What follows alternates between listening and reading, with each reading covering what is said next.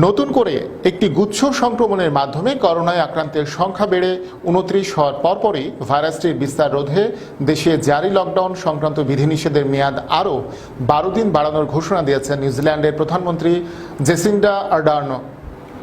Corona virus সংক্রান্ত বিধিনিষেধ ও সতর্কতার ৪টি পর্যায় রয়েছে নিউজিল্যান্ডে। ফের সংক্রমণ শনাক্ত হওয়ার পর গত বুধবার থেকে তৃতীয় ধাপের বিধিনিষেধ জারি রয়েছে দেশটির সর্ববৃহৎ শহর অকল্যান্ডে।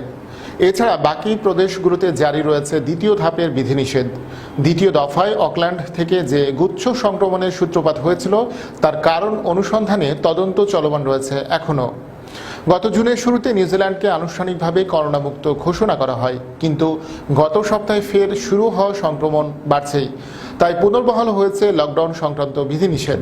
প্রধানমন্ত্রী জেসিন্ডা আর্ডার্ন বলেছেন, সবার আগে এবং কঠোর অবস্থান নেয়ার যে দর্শনে নিউজিল্যান্ড বিশ্বাস করে তারই অংশ হিসেবে দেশকে সতর্কতামূলক অবস্থানে রাখার জন্য করোনা ভাইরাসের বিস্তার রোধে জারি লকডাউন সংক্রান্ত বিধিনিষেধগুলোর মেয়াদ বাড়ানোর এই সিদ্ধান্ত নিয়েছে তার সরকার।